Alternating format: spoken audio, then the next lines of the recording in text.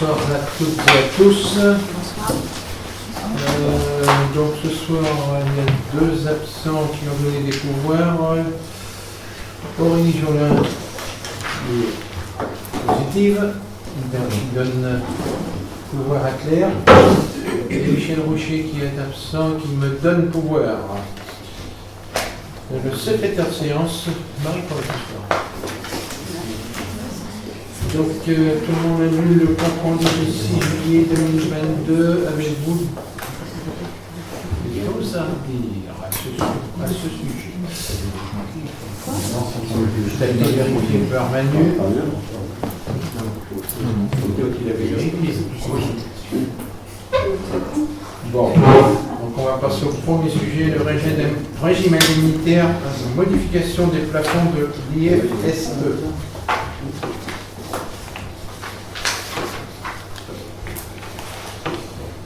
Alors, petit rappel du contexte. Le régime indemnitaire est composé d'une partie variable appelée le complément indiciaire annuel, CIA, qui repose sur l'engagement professionnel et la manière de servir des agents, en principe liés à l'évaluation professionnelle.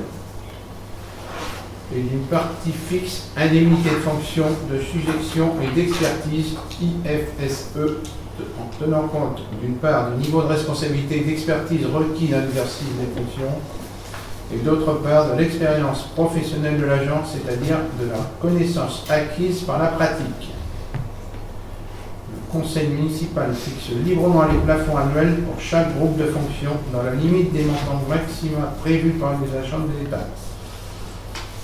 Les collectivités peuvent décider que les agents appartenant à un même groupe de fonctions bénéficient du même montant.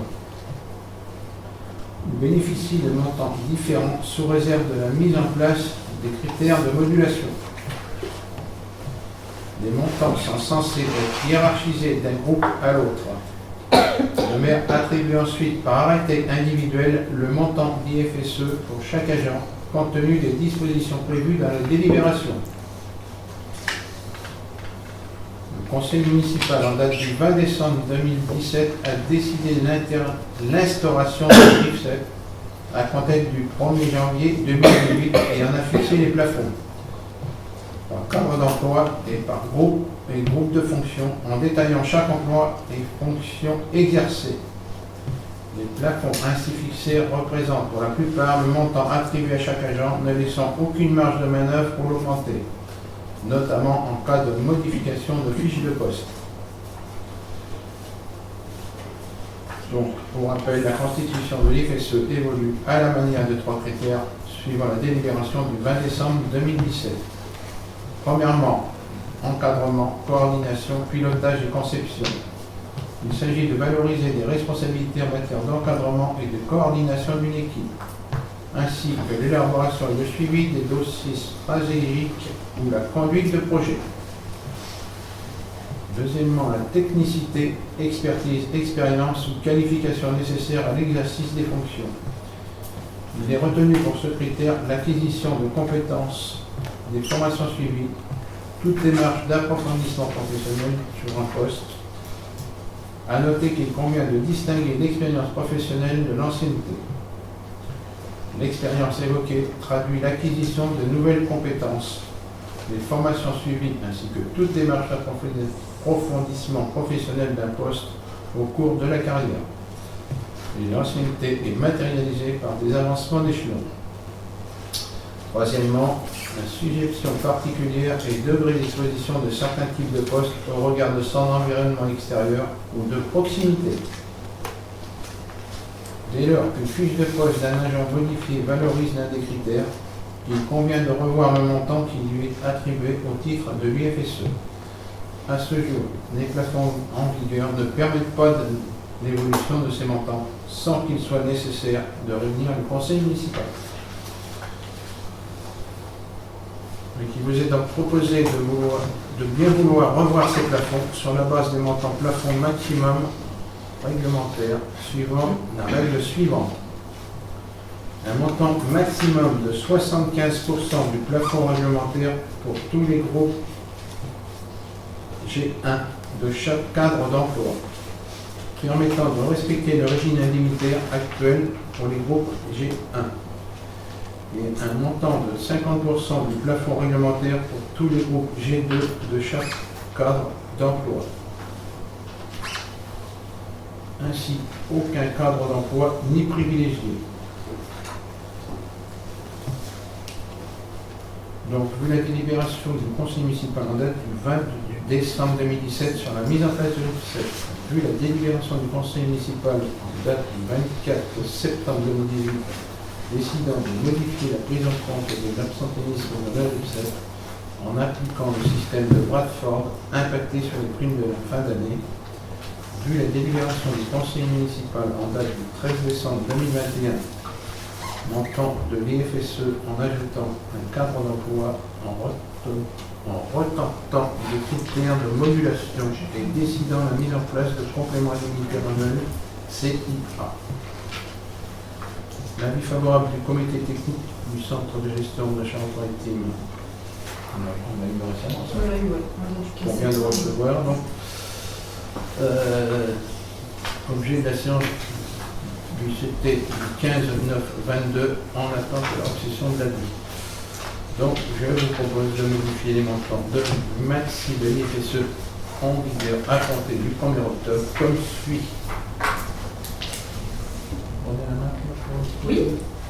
Donc en effet, par cadre d'emploi, les cadres d'emploi étant indiqués en gras, et ensuite on a des groupes de fonctions G1, G2 en fonction des responsabilités, notamment un groupe G1 évoquant plutôt un groupe où l'agent a des responsabilités de service, et G2 en étant plus, on appelle ça agent d'exécution, c'est pas très joli, mais un agent en tout cas qui n'a pas de responsabilité d'agent ou autre.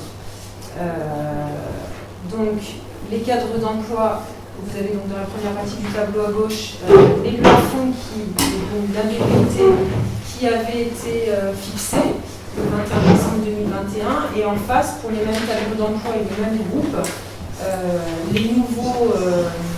les nouveaux plafonds qui sont appliqués. Donc pour les groupes G1, ça représente 75% du plafond maximum réglementaire, et pour les groupes G2, ça représente 50% du plafond réglementaire. Donc ça permet en effet, on le voit sur la proposition, d'avoir pour chaque cadre d'emploi et chaque groupe les mêmes montants maximaux, qui n'était pas le cas auparavant, puisqu'on voit qu'il y avait des disparités en fait sur la première proposition.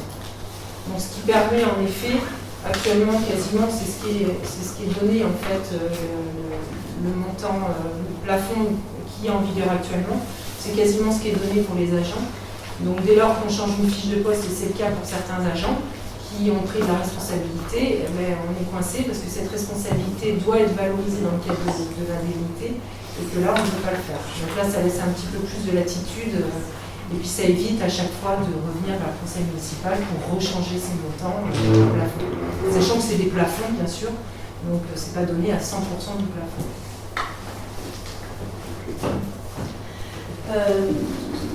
Tous les agents bénéficient d'un IFSE au montant maximum? Non, à l'heure actuelle. De l'heure actuelle? À l'heure actuelle, oui. Pas tout à fait, non, parce qu'il y a d'autres... non, pas tout à fait. Mais pourquoi une telle augmentation des plafonds? Parce qu'ils n'étaient pas... Parce que là, c'est presque du... Peut-être que la délibération avait été prise à l'époque. On aurait pu restreindre finalement le plafond quand même. C'est le cas parce que c'est pas 100% du plafond réglementaire qui est... Oui, non, mais là, on voit, quand on voit les plafonds responsables de service, 7230, on double le plafond. Oui. 13110.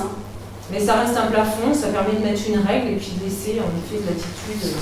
Ça évite de revenir en conseil trop souvent pour modifier les plafonds. On a mis la marge, mais on a mis quand même 50%, enfin 75% sur les G1 et 50% sur les G2. Les G2, le maximum serait de 10 800 euros. Pour quelqu'un qui touche 600 euros à l'année, si on lui met une possibilité d'avoir 10 008, il va te dire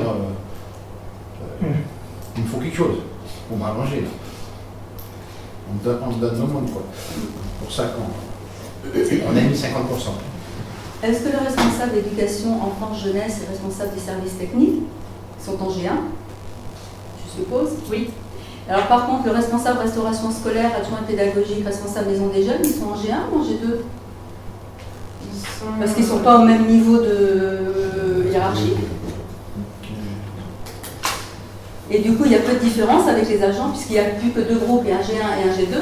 Il n'y a pas finalement de distinction avec les agents des restaurations scolaires, par exemple, qui se trouvent au... Si, parce qu'en fait, on le voit dans l'organigramme. L'organigramme a été refait aussi, justement, pour montrer... Enfin, c'est lié, c'est-à-dire que par rapport à l'organigramme est fait de manière hiérarchisée, et du coup, on voit bien, en gros, les G1 et les G2 de chaque... Non, parce qu'il y a le responsable d'éducation enfance jeunesse. Et dessous, il y a responsable restaurant scolaire, adjoint pédagogique et responsable maison des jeunes. Et en dessous, il y a agent restauration scolaire. Or, il n'y a que 2 groupes. Oui, donc ce qui veut dire que le responsable d'éducation enfance jeunesse et le responsable restauration scolaire, qui n'ont pas tout à fait les mêmes responsabilités, puisqu'ils n'ont pas le même niveau hiérarchique, ils ne sont pas au même niveau, bénéficient du même groupe, hiérarchique G1, ou alors est-ce que les responsables restauration scolaire bénéficient du G2 comme les agents de restauration scolaire? Restauration scolaire, en effet, c'est du G1, en agent de maîtrise. Donc tout ça, c'est du G1. Ouais. Après, le niveau d'indemnité n'est pas forcément le même. Justement, ça sert à ça, d'avoir une...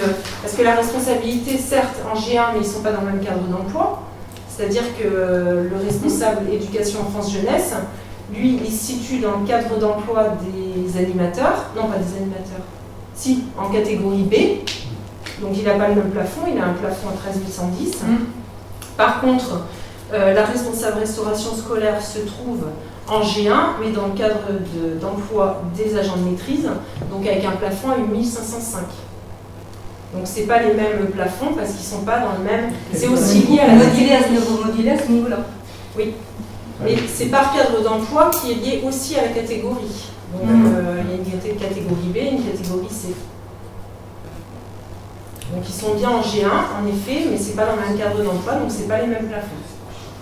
Et c'est calqué sur des plafonds réglementaires. Oui.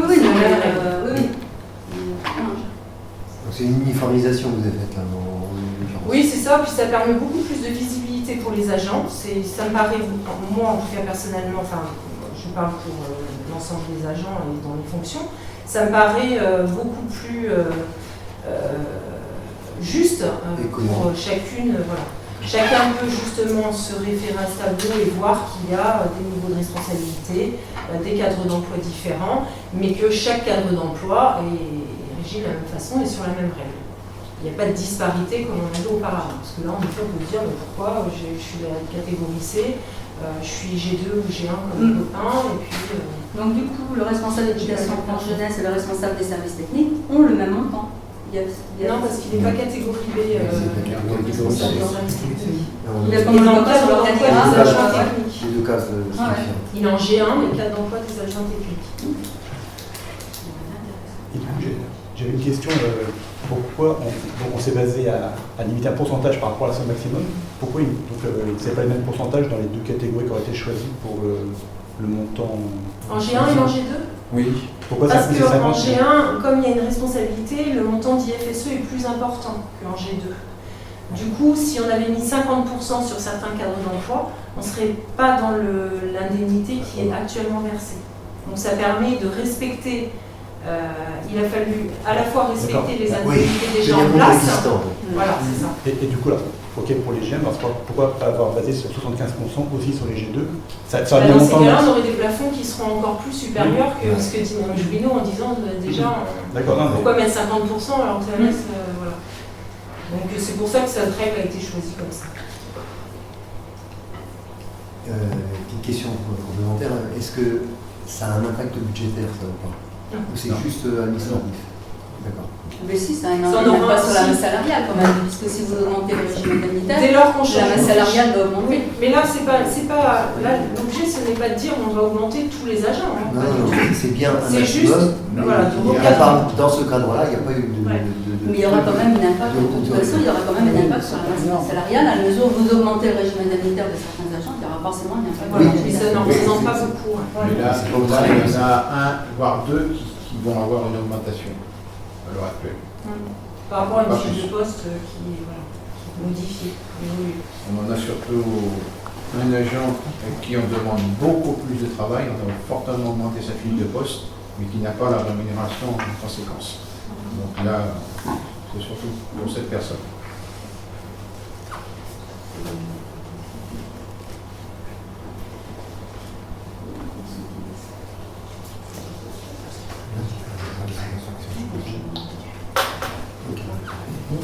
On va soumettre au vote. Qui s'abstient? Qui est contre? Qui est pour? À l'unanimité. Le sujet suivant. La création de postes suite à l'avancement de grade au tableau annuel d'avancement de grade de l'année 2022.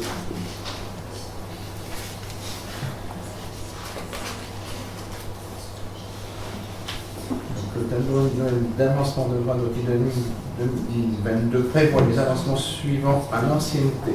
Avancement de grade de adjoint territorial d'animation principale, deuxième classe. Donc nous avons Madame Jennifer Boudot, agent territorial d'animation, et qui sera promovable au 1/10/2022. Avancement au grade adjoint technique territorial principal de première classe.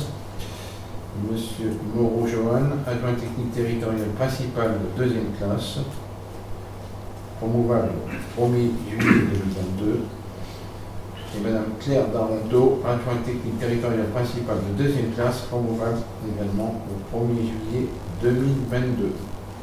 Alors, il faut savoir qu'il y a des promotions, mais comme à chaque fois, c'est à l'échelon égal ou supérieur.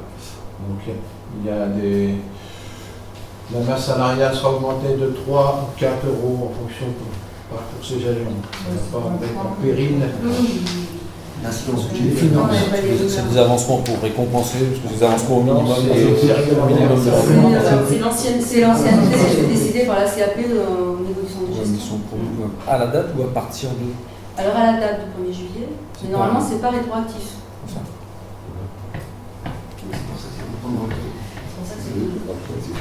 Donc je souhaite faire bénéficier les agents concernés d'un avancement de grade au 1er octobre 2022 avant d'établir un arrêté nominatif.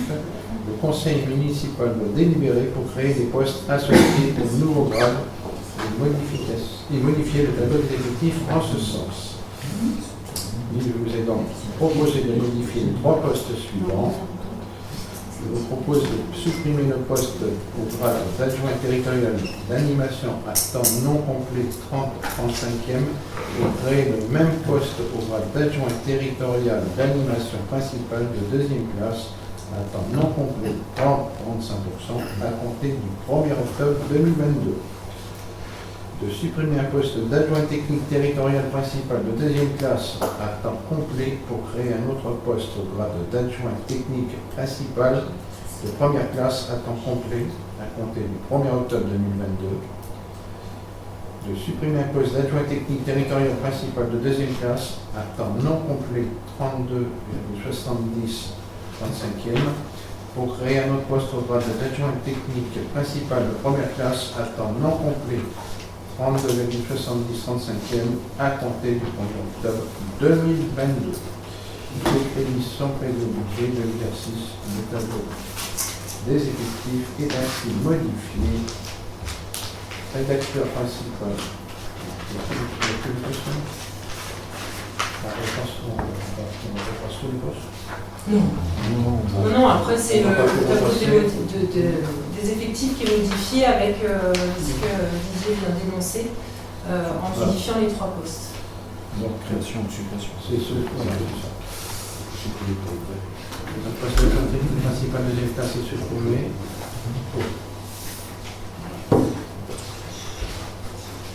Pour créer une première classe, donc là en effet on n'avait qu'un seul poste pour l'adjoint technique principal première classe, du coup on en aurait 2 et on en aurait plus en adjoint technique principal deuxième classe pour la filière technique à temps complet. Et puis pour les temps non complets, on avait donc un poste d'adjoint technique territorial principal deuxième classe qui deviendrait adjoint technique territorial principal de première classe, donc qui serait créé. Et pour la filière animation, on avait un poste d'adjoint d'animation qui serait donc remplacé par un poste d'adjoint territorial d'animation principale de deuxième classe. Voilà les modifications en jaune, le reste restant comme le tableau des effectifs avait été établi la dernière fois. Avez-vous des questions? On va mettre au vote. Qui s'abstient? Qui est contre? Qui est pour? L'unanimité. Merci. Le sujet suivant, la fixation des tarifs d'enlèvement et de nettoyage des dépôts sauvages réalisés sur le territoire communal. Suite à la multiplication des dépôts sauvages sur la commune, les coûts d'enlèvement et de traitement réalisés par nos agents sont constatés. Je vous propose de fixer une modalité de traitement de ces infractions en impliquant la facturation d'un forfait de 500 € par mètre cube déposé. Donc, le projet de délibération est vu le code général des collectivités territoriales et notamment l'article L2212-1 et 2212-2 concernant la police municipale, vu le code de l'environnement, vu la loi 2019-1461 du 27 décembre 2019, dite loi engagement et proximité, vu la loi 2020-105 relative à la lutte contre le gaspillage et l'économie circulaire, dite AGEC, et particulièrement le titre 5 intitulé « Lutte contre les dépôts sauvages », article 93 à 106, ayant pour vocation d'adapter la procédure de sanction aux besoins des maires afin de lutter contre les dépôts sauvages. Considérant que l'enlèvement des dépôts sauvages et le nettoyage des lieux ont un coût pour la commune.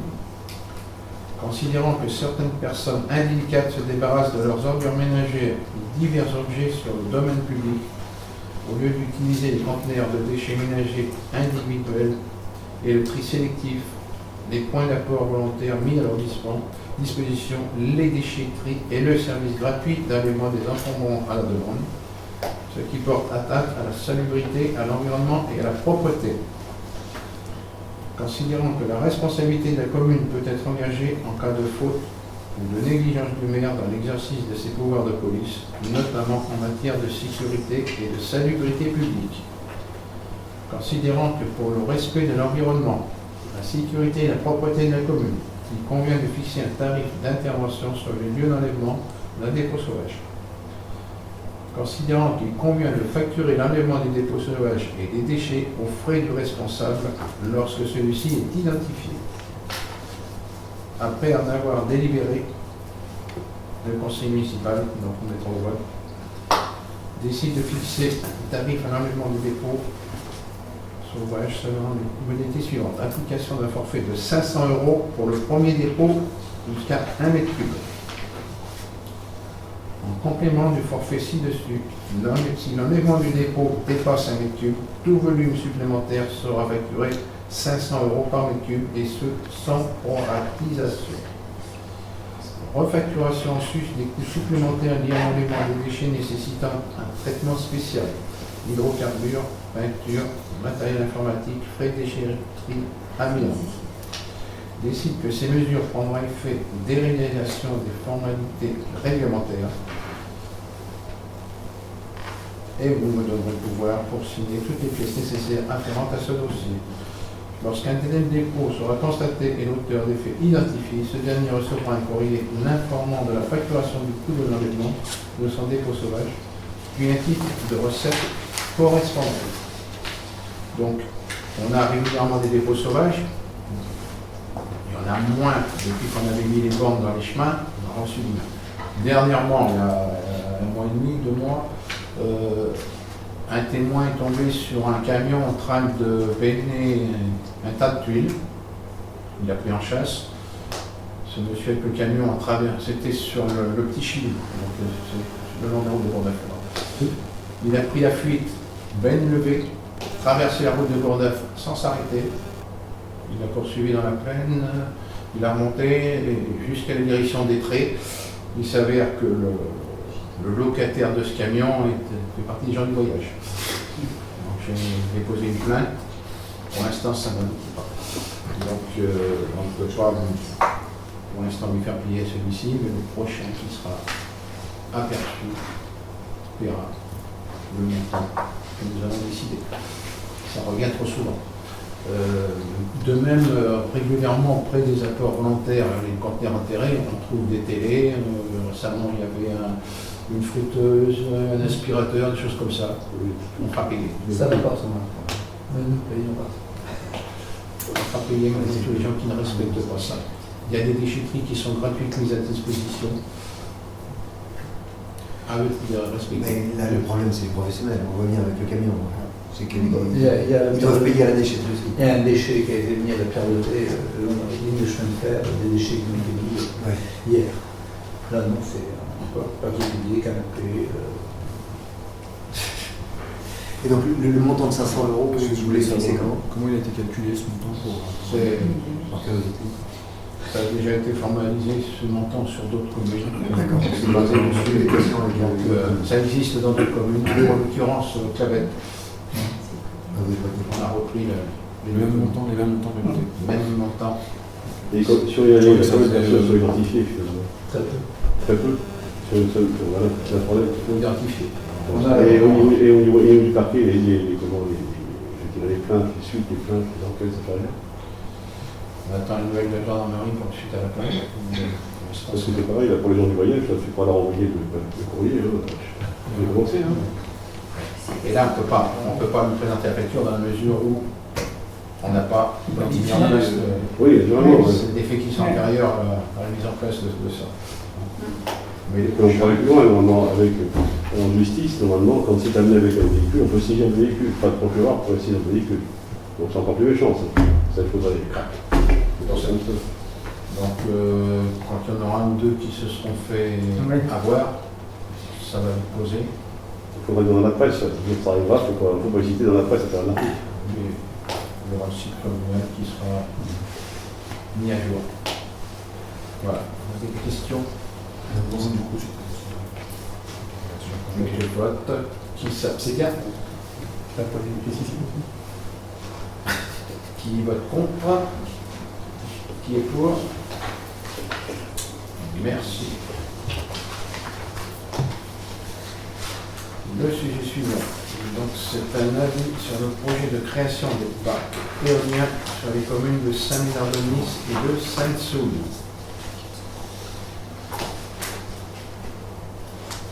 Donc il y a un dossier qui a été déposé, il y a une enquête actuellement qui s'est terminée aujourd'hui. Donc nous devons émettre un avis.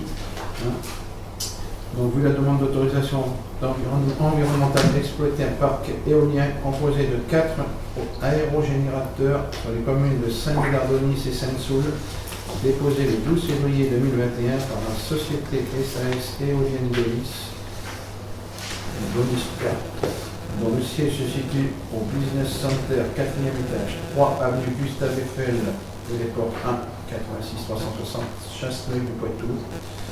Vu le dossier produit comportant notamment une étude d'impact, vu la décision du tribunal administratif de Poitiers en date du 14 juin 2022 portant désignation du commissaire enquêteur chargé de conduire l'enquête publique, vu l'avis émis par la MRAP Nouvelle-Aquitaine sur le projet éolien sur les communes de Saint-Médard-Sainte-Soule, avis du 20 juin 2022, vu l'arrêté préfectoral en date du 24 juin 2022 prescrivant l'ouverture d'une enquête publique préalable à l'autorisation environnementale d'exploiter une installation classée pour la protection de l'environnement. Considérant que la commune de Saint-Gatien fait partie du rayon d'affichage du projet, le conseil municipal est appelé à délibérer sur la demande d'autorisation du projet dès l'ouverture de l'enquête et au plus tard dans les 15 jours suivant la clôture de l'enquête. Considérant l'affichage de l'avis d'enquête relative à l'ouverture d'enquête publique sur le projet 15 jours avant le début de l'enquête est maintenu pendant toute la durée de ceci, le conseil municipal est sollicité pour se prononcer sur ce projet et donner son avis. Donc c'est un projet de 4 éoliennes. Voilà, on va vous projeter. Non, d'abord la Nouvelle-Aquitaine. Voilà. Voilà la carte est plus grande que l'écran, mais voilà. Donc, voilà l'ensemble de voilà. L'ensemble de Nouvelle-Aquitaine. Il y a plus de monde en Il y en a plus d'endroits. Où sont actuellement les éoliennes? C'est uniquement sur le Poitou-Charentes. Voilà. Les couleurs représentent quoi? Donc, alors, le rouge, c'est celle qui a été refusée. Les jaunes, c'est en cours de d'accord. Autorisé et en fonctionnement. Les verts autorisés et les bleus en fonctionnement. Donc les bleus et les vertes. Donc, vous pouvez voir qu'il y a pas mal de bleus quand même sur le Poitou-Charentes. Il y a eu des refus, dont Éolis 2 du côté de Vérines, le long de l'RD111, des RN11. Projet qui va être redéposé, de toute façon. Le préfet l'avait refusé, mais il est redéposé. On aura peut-être un avis encore à donner. Ensuite, on va mettre la carte. Excusez-moi, c'est toutes les éoliennes de la société éolique, c'est toutes les éoliennes installées sur ce territoire. C'est pour la société ou c'est pour... Non, c'est en global. Global. Voilà, ça c'est les éoliennes. Alors, c'est pareil, bon, si on peut voilà, diminuer. Là, c'est pareil, ça c'est la Charente-Maritime. On peut constater que c'est principalement le nord de la Charente-Maritime où il y a des éoliennes. Il n'y a pas de vent ailleurs. Les Landes, dans les Landes, partout, il n'y a pas de vent. Le nord de la Charente-Maritime, a priori, serait venteux. C'est là où c'est le moins peuplé. Ouais, c'est ça. Voilà.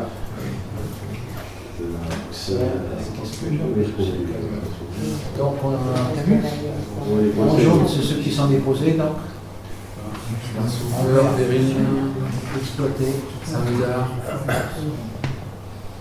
Et les principaux intéressés, qu'est-ce qu'ils en pensent? Avec Saint-Médard et Saint-Saul. Saint-Médard, ils sont contre, Vérines contre, Saint-Saul contre. La plupart des communes environnement prenantes sont contre l'implantation des éoliennes. Il n'y a pas une réunion là, chez eux, là, une trentaine par On sait pour quel motif ils sont contre? On sait pour quel motif ces communes sont contre ou pas?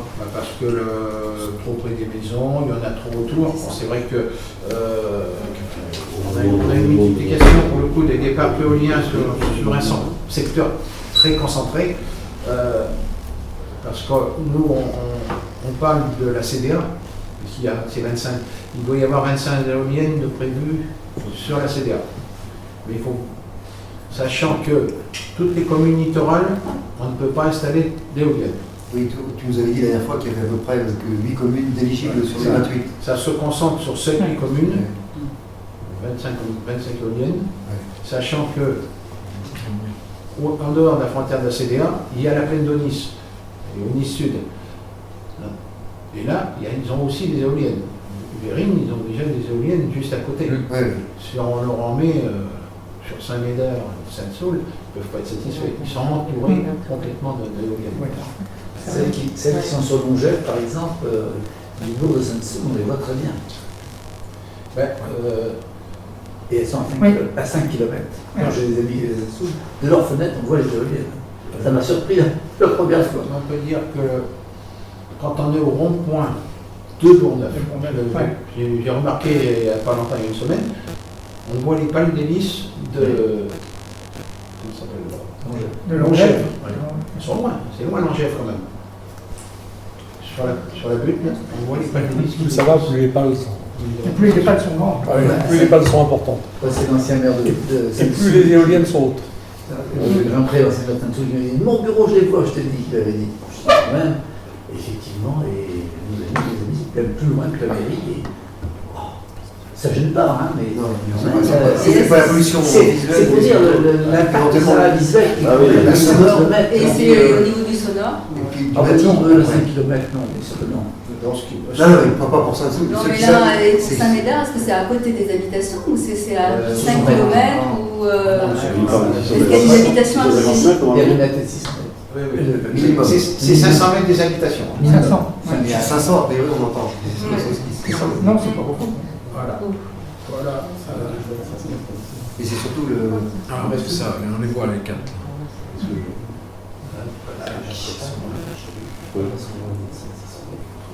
Voilà. Les ronds que vous voyez autour des éoliennes représentent, alors, entre le rond intérieur, c'est 500 mètres et l'extérieur, c'est 650 mètres. Parce que la CDA, le mandat précédent, on avait voté une motion d'installer à 650 mètres des habitations.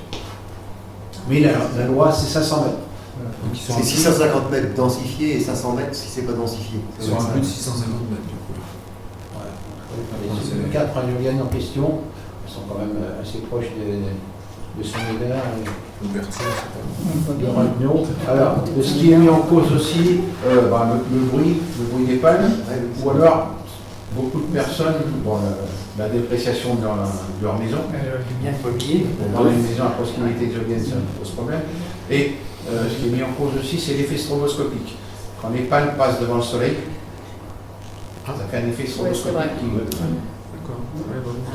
qui perturbe. Voilà.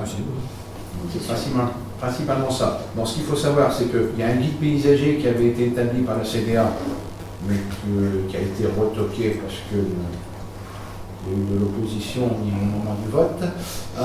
Mais à partir de ce guide paysager, Saint-Rogatien figure dans l'emplacement théorique des éoliennes. On a la possibilité d'avoir des éoliennes au silo. Clavette. Donc, moi, j'ai demandé à plusieurs reprises de repousser tout ça, puisque si on met une éolienne au silo, à 500 mètres des habitations actuelles, ça nous enlève toute possibilité d'agrandir le bourg, puisque la seule possibilité d'extension du bourg, c'est vers l'est. On ne peut plus descendre vers Casse-Mortier, parce qu'on est en zone de protection rapprochée du captage de la Rez. On est entouré de Férénon, enfin Périgny. La seule possibilité, c'est de partir vers Silo. Si on nous met une éolienne à 500 mètres des habitations, impossible de faire des nouvelles constructions. Donc j'ai demandé le report de ça, mais pour l'instant, de toute façon, le paysager a été retoqué. On n'en tient pas compte. Mais les installateurs d'éoliennes, ils se sont mis quand même derrière l'oreille que c'est possible. Si vous voulez, il pourrait y avoir 3 ou 4 éoliennes dans le secteur. C'est pareil, dans la fascicule, là, ils se demandent aussi que la CDA est pour eux aussi. Grosso modo, je coupe court, mais c'est comme ça, c'est marqué bien. On n'a plus de la CDA, donc. Il y a aussi possibilité d'en avoir le long de la route de Bourneuf. Mais là, on a des lignes haute tension qui passent. Bon. Il n'y a pas le couloir aérien là aussi? Il y en aurait pas. Et le couloir aérien? On est sur un couloir aérien. Mais en fonction de la hauteur des avions, ils peuvent en implanter quand même. C'est parce que même dans le projet, là, ils disent qu'il y en a une parmi les 4 qui doit être un peu plus petite à cause des couloirs aériens. Donc nous, on est encore plus près. Ouais. Ça dépend de la hauteur du couloir aérien. Mais ça a été accepté dans le milieu. Donc, à vous de dire si vous êtes favorable ou défavorable. La problématique, c'est qu'on n'a pas d'éléments, quoi. Non, mais on n'a pas d'éléments. On ne sait pas. On n'a pas besoin d'avoir l'élément. Ah si, le dossier, ça fait un mois qu'il est à l'accueil quand même pour consultation. Non, moi c'est bien, j'ai déjà parlé de consulte, j'ai déjà parlé de. Enfin, je peux vous envoyer le truc, j'ai bien lu comme il faut, mais. C'est technique. C'est indiqué dans la consommation, la production qu'on va faire, 25%, est-ce que quand elles sont à l'arrêt, est-ce que c'est rentable? Et plus tard, quand il faut les recycler, plus tard. On n'a pas à mettre un avis là-dessus. La rentabilité du c'est savoir si tu en veux à ta proximité ou si tu n'en veux pas, c'est tout. Oui. Tu votes oui ou tu votes non. C'est tout ce que tu as à dire. Non, mais c'est pour tout le monde, tu dis aussi. On voit sur le projet, avec les éléments qu'ils nous ont donnés, dans le document, ils donnent des éléments de réponse par rapport à ça, par rapport à la somme qu'ils doivent budgéter pour le démantèlement. Oui, bien sûr, oui. Oui, non mais Tu sais, si on prend pas, les friches, vous avoir après suspendu en l'air, puis on ne change plus. Ouais.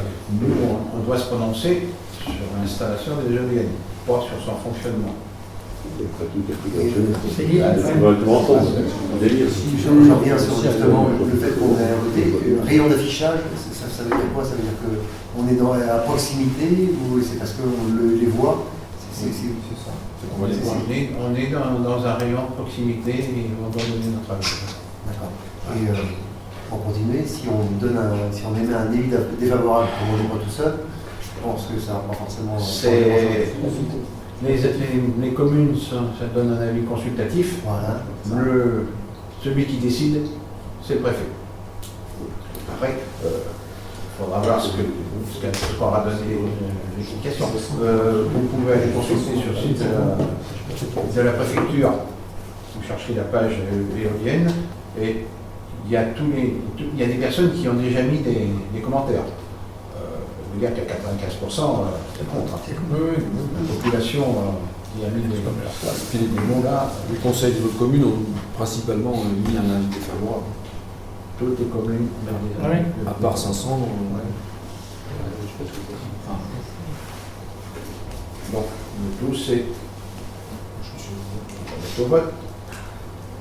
Et savoir, parce que l'avis, il faut le motiver. Si on émet un avis défavorable, il faut dire pourquoi. Ça.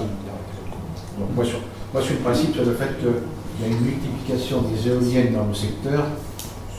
Il n'y en a pas en bas. Déjà. Il n'y en a pas en bas, oui. Exactement. Il faut quand même. Déséquilibre actuel de la répartition des éoliennes.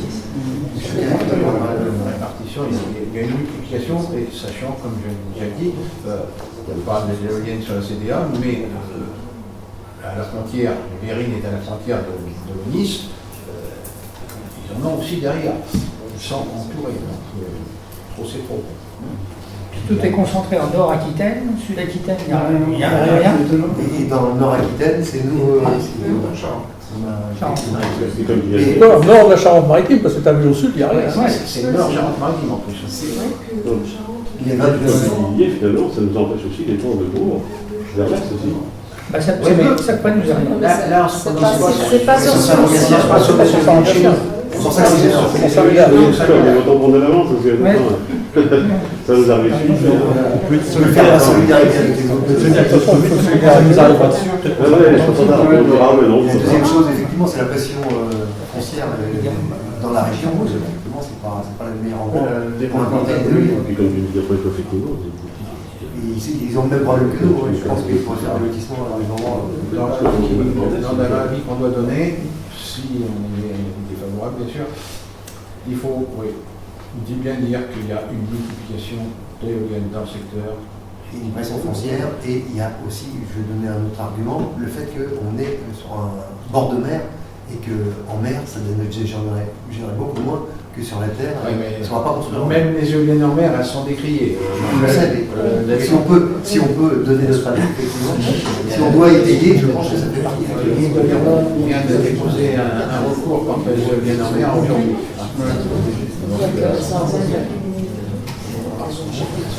Très compliqué le problème.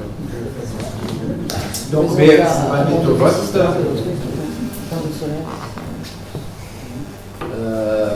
Qui est favorable aux éoliennes?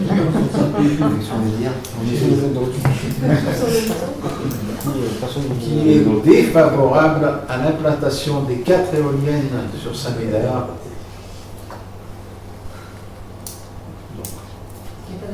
L'ensemble des élus.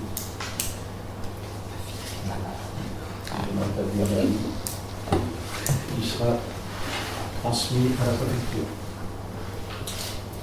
Avis défavorable. Et motivé. Merci à vous. Nous allons terminer les sujets. Nous allons passer aux questions diverses. Avez-vous des questions?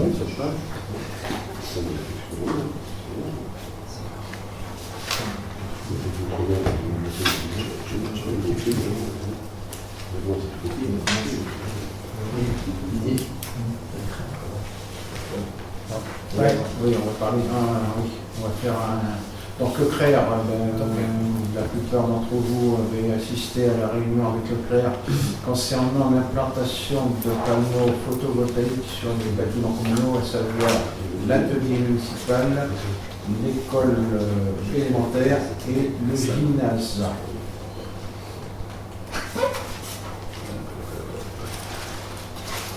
Donc, vous avez vu que des projets, le coût des projets. Est-ce que vous avez quelque chose à dire là-dessus? Est-ce que vous êtes d'accord pour l'installation de ces panneaux sur les bâtiments? Et c'est pas ça nous autonome. Comment? Ah non, non, non. C'est juste. On ne sera pas mis au vote. Hein. Pour l'instant, on est en débat. Le but, c'est que comme tu nous demandes votre accord, comme on l'avait présenté à tout le monde, c'est de la présentation terminée, chacun a pu réfléchir, savoir ce que. C'est le ressenti. Le ressenti des uns des autres. Je ne suis pas hésité. Hein. Il y avait deux projets qui étaient plus pertinents que le gymnase, et je pense que ce que j'ai retenu. Le gymnase, c'était. Protangent. Alors,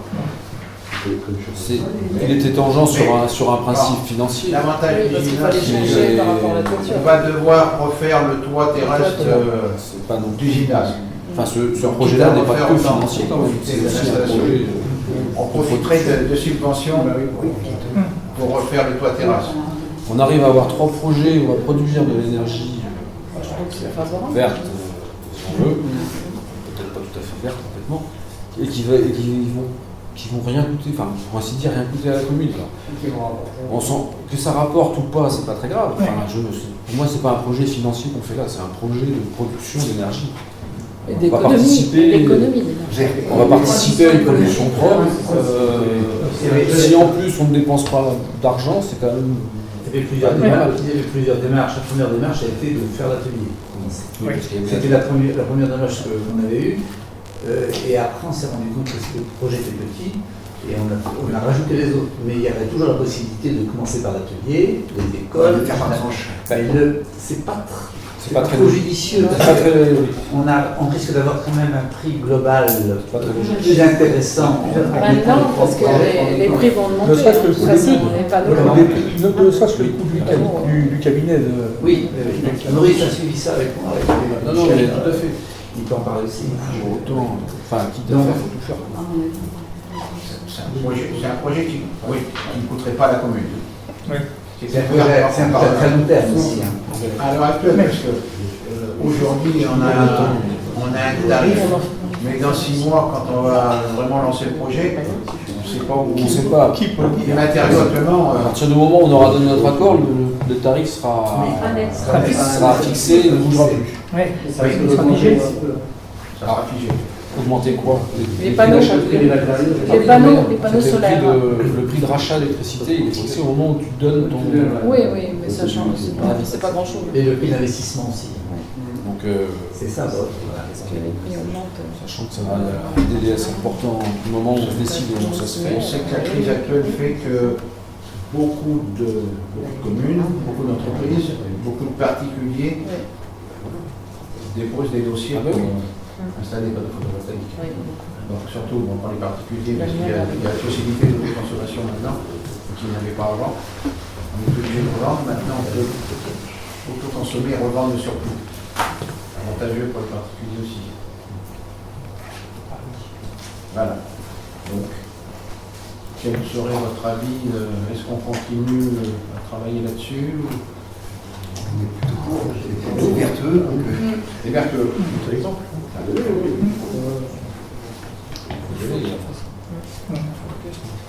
Donc, sachant que ça fait partie d'un budget annexe, c'est pas un budget communal, c'est encore à part.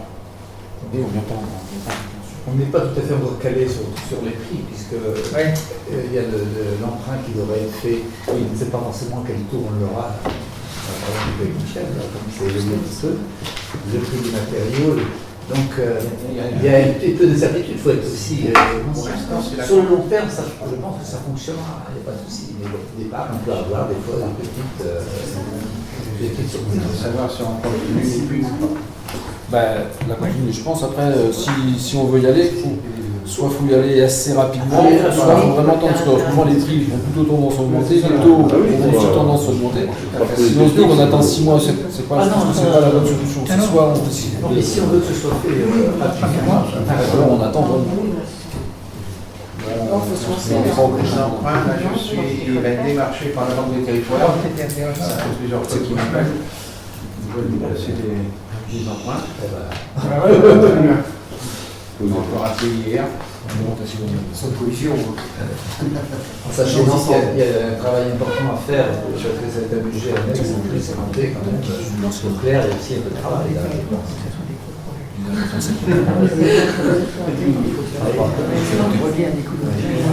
Donc on va partir sur le principe, on continue l'étude de ça et on va lancer Il faut lancer le projet,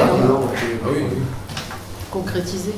D'accord. Ensuite, la modification de l'organigramme des services présentés aux agents le 29 août 2022. Donc, vous avez tous vu l'organigramme.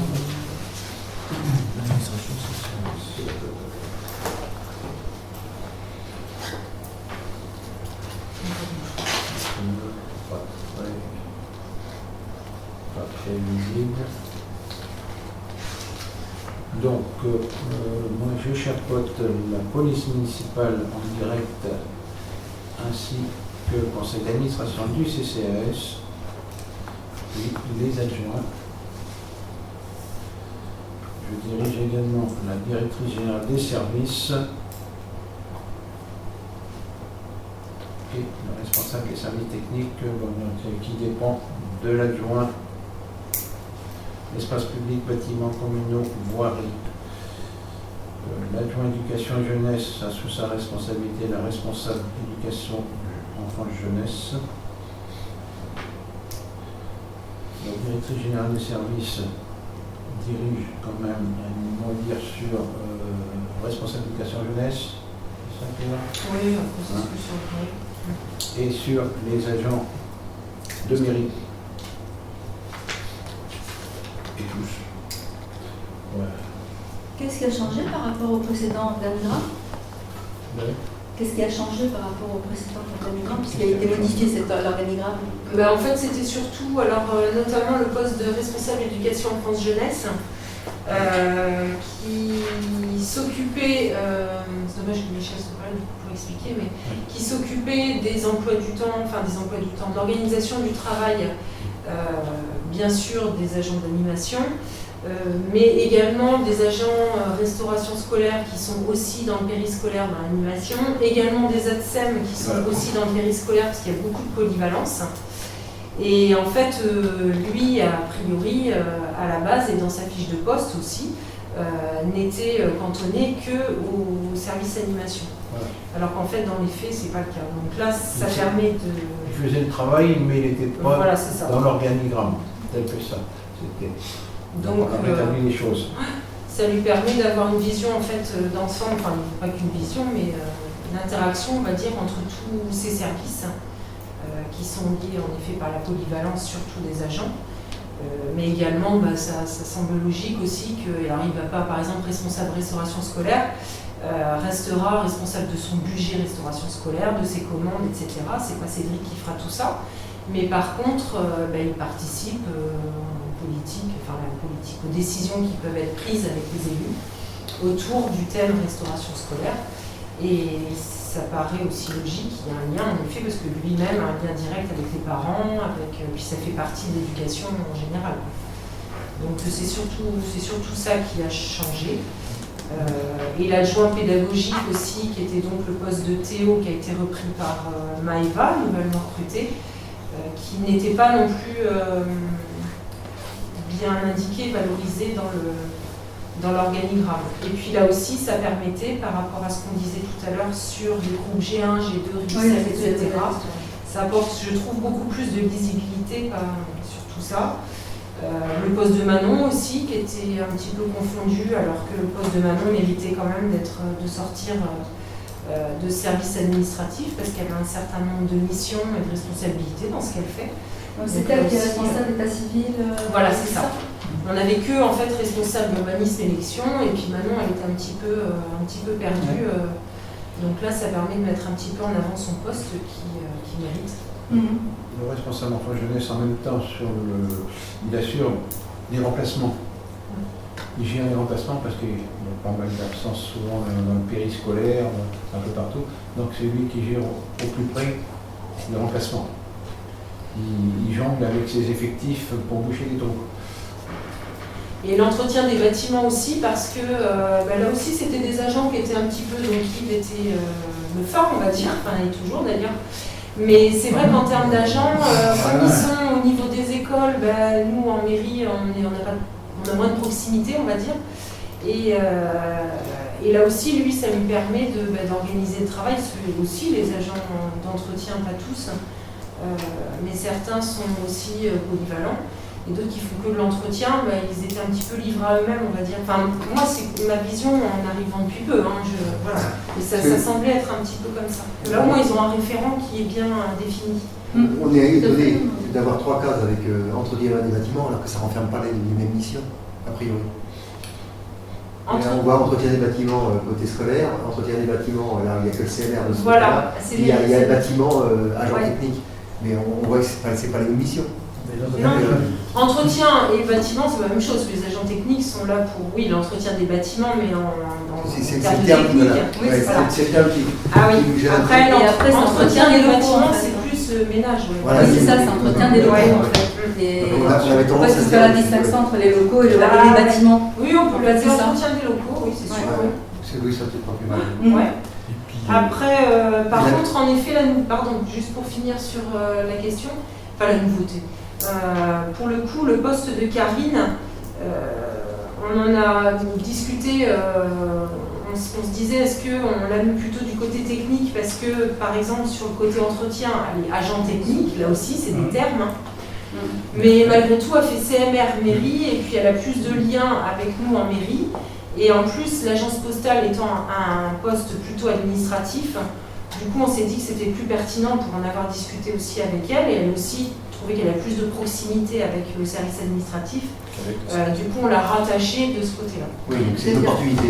C'est-à-dire que chaque agent, chaque agent chargé de l'entretien des locaux sont toujours sur les mêmes locaux. Ils ne vont pas aller sur d'autres. Non, par exemple, l'organisation de l'école, la personne qui fait l'école ne fait pas non plus la mairie. Éventuellement, on n'est pas amené à intervenir en mairie.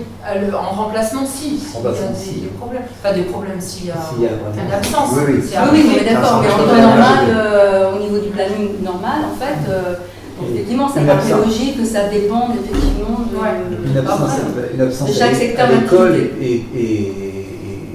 est prioritaire. Donc si on a du ménage à faire, par exemple au gymnase, le gymnase peut très bien passer à l'école parce que Cédric en a absolument besoin. Il y a des priorités qui se font dans des petites équipes comme ça. Voilà.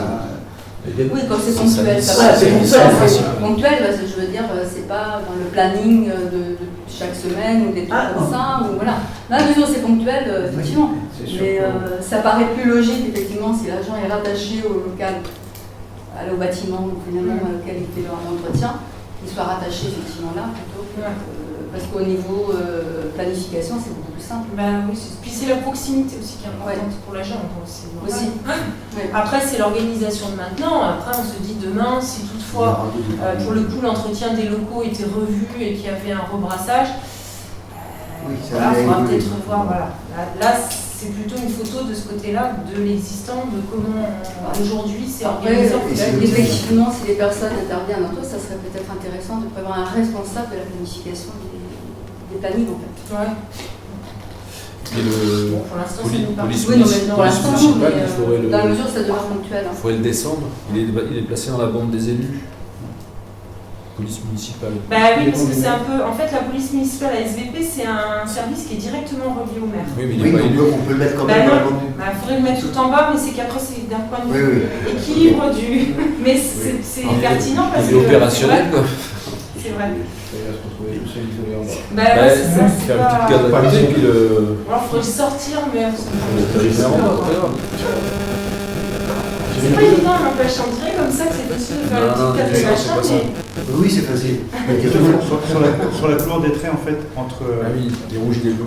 le bleu, par exemple, qui va de Didier à vous, il s'arrête là, et après, c'est de vous que ça repart, les bleus, ils repartent de vous, enfin, c'est pas la même hiérarchie, c'est ça enfin... Bah, si c'est redescendant quand même, hein. Le maire il a pas- quand même un mot à dire sur le responsable d'éducation enfance-jeunesse, urbanisme, élection, heureusement. D'accord, c'est pour ça que c'est Oui, bleu mais- partout. C'est pour ça que Oui, c'est bleu partout. bleu c'est plus, oui voilà, après c'est plus les adjoints, c'est fonctionnel. C'est très grave, C'est pas direct. Et rouge c'est la relation élue en fait, c'est les élus qui sont rattachés et référents à chaque service ou filière. Principalement, l'organigramme a été fait pour mettre sur papier ce qui se fait pratiquement à l'heure actuelle. Oui, oui. C'est très dur, il y a beaucoup de choses. On a une petite demande complémentaire, c'est Individuellement. bête d'avoir la même chose avec les noms dedans, si c'est possible, pour qu'on ait une compétition, parce qu'il y a des fois où... Oui on peut, après c'est pas... Oui on peut le faire C'est comme ça, surtout ouais. pour nous qui ne sommes pas toujours... Ouais. Pour vous, ça nous paraît évident. Pour nous, ça l'est un peu moins, et de temps en temps, une petite piqûre de rappel, ça nous fait plaisir. D'accord. Sachant que cet organigramme est voué donc à être présenté au centre de gestion pour validation, parce qu'il faut que voilà, ils y regardent et tout ça. Et donc, dans ce cadre-là, on ne met pas les noms des agents. Oui, Donc, oui, c'est mais pour je ça pense qu'on peut avoir deux Oui, versions. on peut Une refaire, version oui. externe qui peut... Donc, changer bâtiment par logo et puis Avoir une rajouter version avec les noms. les noms des agents. qui est amené à évoluer forcément dans le temps, mais avoir une petite photo à un moment donné. Oui,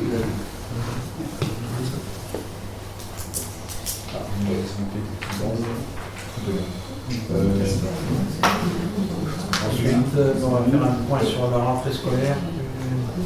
La rentrée scolaire, oui. Non, Michel n'est pas là, donc c'est moi qui vais vous faire le point sur la rentrée scolaire. En élémentaire, 127 enfants, plus 9 du DAR. Le DAR, c'est les enfants qui sont autistes, qui sont... Oui. Voilà. Je ne sais pas que c'est appelé le DAR. Donc le DAR, ça veut dire... Je sais jamais. Le DAR, ça veut dire... Dispositif. d'autorégulation. En maternelle, 3 classes. Le DAR qui a commencé par 3 élèves en 2020, était monté à 5 et passe à 9 cette année. Le maximum qu'il y aura à Saint-Rogatien, c'est 10. D'accord. Donc on n'est pas loin. Donc ça marche bien pour l'instant. Oui. Par rapport à les dernières 127 cette année, combien les dernières? L'an dernier, on avait un peu plus d'élèves. Plus d'élèves. Oui, on a perdu une dizaine d'enfants là.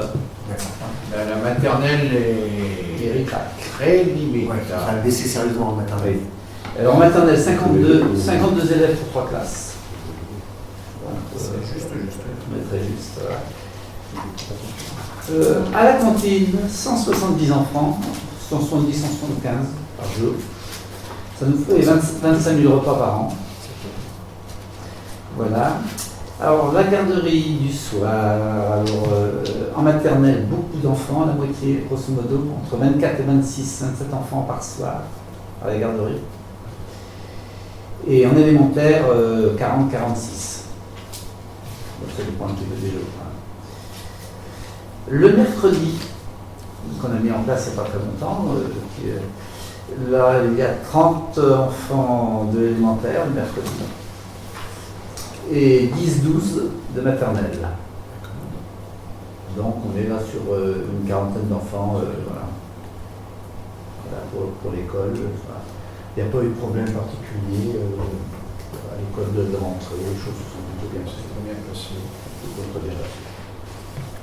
Pas de nombre d'enseignants. Pas de nombre d'enseignants, les enseignants contents d'être là. Quelques changements, des nouveaux enseignants quand même. Notamment en maternelle, 2. Non, en maternelle. Monsieur Léocora qui fait l'administration. Et en élémentaire, je crois que c'est 2 nouveaux. Voilà pour l'école. Ensuite, nous avons le recrutement d'un poste de seconde cuisine aux côtés de Sarah Paré au départ de Marie-Christine Morin au 1er janvier 2023. Mais en fait, donc Marie fait valoir ses...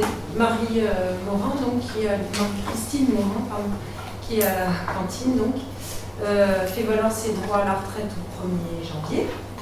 Donc, elle travaille actuellement beaucoup avec Sarah, Patricia aussi, mais Sarah plus dans la production, on va dire. Et donc, Sarah prend la place de Marie dès son départ. Donc là, elle est en train de la former comme il faut. Sarah prend plus de temps pour bien s'imprégner du travail, notamment tout ce qui est la gestion administrative aussi, derrière tout ça. Et donc, du coup, eh bien, il faut remplacer Sarah à son poste actuel. Donc, en effet, là, on est en train de travailler sur la fiche de poste. Et donc, on doit réaliser la publicité du poste, j'espère, avant la fin de la semaine. Parce qu'à partir du 1er janvier, c'est vrai qu'il faut laisser le temps, notamment pour une personne titulaire ou quelqu'un qui est déjà en poste, laisser un temps de préavis, etc. Donc, on est dessus. Mais si vous avez quelqu'un, pardon, si vous connaissez quelqu'un ou quoi, c'est important si vous. Il n'était pas prévu un apprenti en restaurant scolaire, il a été... Si, on n'a pas eu de... Il y a eu deux candidats qui sont manifestés. Un qui finalement après trouve autre chose. Et puis un autre où c'était un petit peu compliqué parce qu'il habitait un peu loin. C'était pas un jeune en fait, c'est pas le problème, on cherche pas forcément qu'un jeune a priori, mais... Et donc, autrement, on n'a pas eu de... Pourtant, on s'est déplacé au CFA et tout, mais on n'a pas eu de... Est-ce qu'il y a d'autres postes d'apprenti? Je ne me souviens plus s'il y avait d'autres postes d'apprentis au niveau de la commune. Oui, là, on a par contre en animation. En animation, oui, il a été... C'est PGEPS. Ouais, Dylan. Dylan qui a commencé en contrat éducatif, la CE, le contrat... les CE où vous avez voté avec des forfaits et tout ça pour venir travailler en complément un petit peu. Donc il a fait ça une semaine cet été. Puis après il a enquillé sur l'apprentissage là, dès début septembre. Avec Cédric, il n'y pas, enfin toute l'équipe. Mais par contre en cuisine, il n'y a pas eu de succès. On pensait que peut-être à la rentrée, parce qu'a priori les jeunes ils prennent des vacances aussi à l'été. Bon, on verra ça plus tard. Mais non, la rentrée étant passée, il n'y a pas eu plus de monde qui s'est manifesté. C'est compliqué de trouver des apprentis.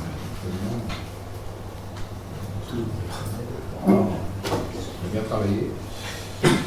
Ensuite, l'association Avenir Santé Environnement fait son assemblée générale le 20 octobre à la salle multiservice et a invité l'ensemble du conseil municipal à y participer. Donc, si vous avez, vous pouvez y aller. Allez-y. Moi, malheureusement, je ne serai pas présent parce que je suis au conseil communautaire ce soir. Je serai absent.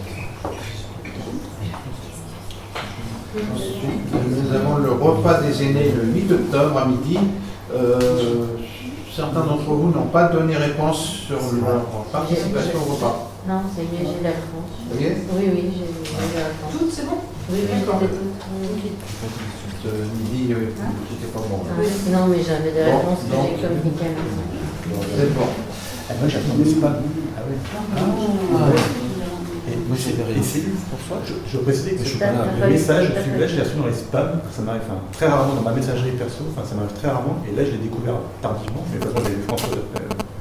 Mais je sais pas pourquoi celui-là, il est dans les spams. Bon, ah bah, c'est peut-être Michel dit qu'il ne l'a pas reçu non plus. Moi, je ne l'ai pas eu. Alors, je vais regarder. Ça se trouve. C'est peut-être normal. Il ne l'a pas eu non plus? Non. Après, je ne me suis pas inquiétée parce que je suis en partie du CCS. C'est peut-être normal. Mais. Je ne suis pas regardé dans les spams. Il vient de mairie? C'est Manon qui l'a envoyé. C'est Manon qui Ah, l'a c'est au envoyé. Jourdain?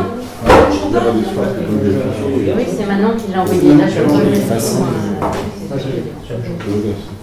Les spams, Je c'est... vais avec elle, il y a plusieurs personnes qui l'ont envoyé. Moi, j'en ai des messages qui arrivent dans les spams aussi.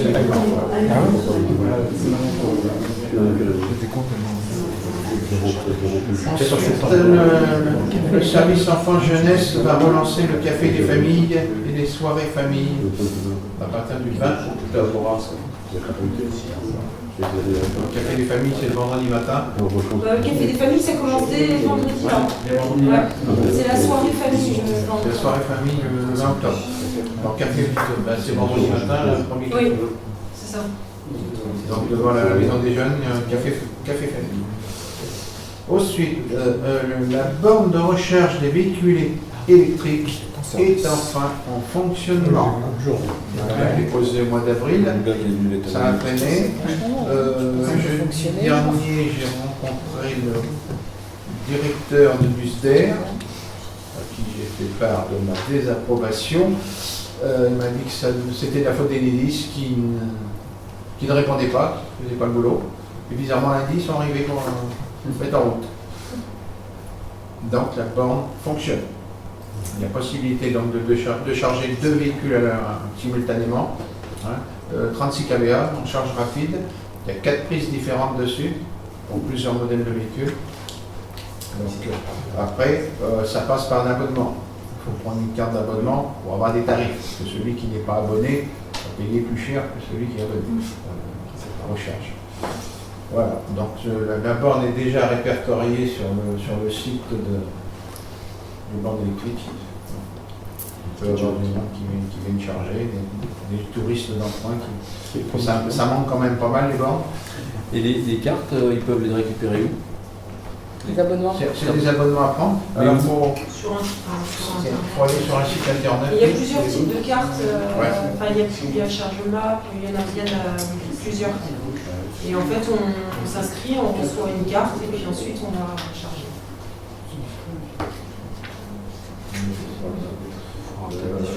L'adresse, le site. Non.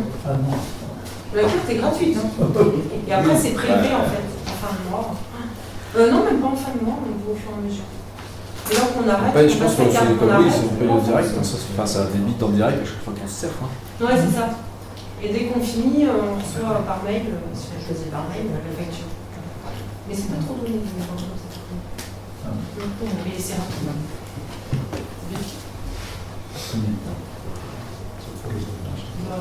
J'ai laissé 1h30 à la maison, il y avait largement trop.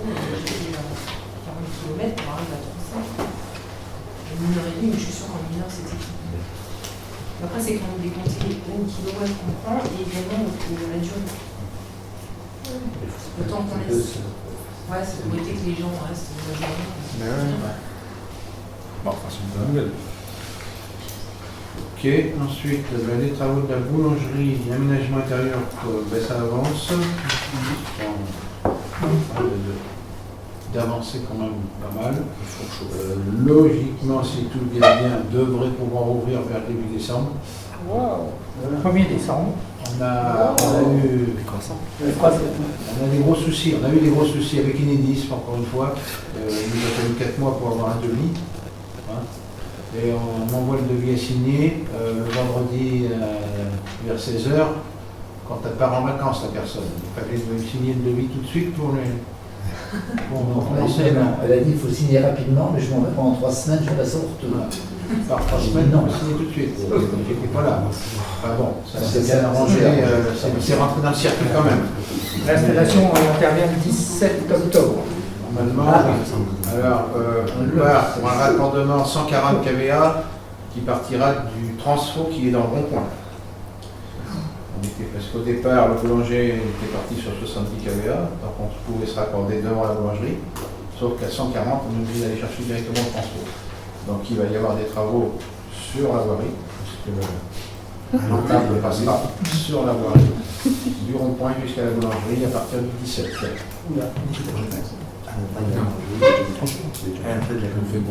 Donc on a les mêmes soucis avec Orange. Ah oui, Orange. Un raccordement avec Orange qui dit que c'est SFR, et SFR dit que c'est Orange. La fibre, c'est du comique. Ça fait des mois et des mois qu'on est là-dessus. Et là, on les reçoit mardi. Oui. Le responsable d'Orange qu'on a fait venir parce qu'il faut qu'on ait pas rien, non. Le problème, c'est qu'Orange dit que c'est pas eux puisque c'est la fibre. Oui. Et SFR dit qu'il n'y a pas de, place. Pas de fourreau de passé, on ne met pas. À un moment donné, il va falloir qu'il se pose. On va le faire. On a C'est tout simple. Il y a un réseau fibre qui passe au casse-mortier. Quand on s'est fait piquer les grilles de pluviales, il est aussi parti une chambre. Dessus, la plaque de dessus. Une trame de chambre. Alors, c'est pas SFR. La fibre appartient à SFR. Tout appartient à SFR. Le génie Sauf civil. la plaque dessus qui appartient à Orange. Le génie civil, c'est pas ouvert. C'est l'inconnu. Tout le réseau aussi SFR, mais la plaque Orange. Génie civil, C'est la ping-pong sans arrêt. Pour en avoir parlé aux entreprises de DTP, elles ne savent pas comment faire. Elles disent, on ne sait pas qui t'a tapé. On n'a jamais de réponse. On revient faire des chantiers alors. J'espère qu'ils feront la crèche en même temps, Oui. qu'ils s'arrangent pour que ce soit. Voilà.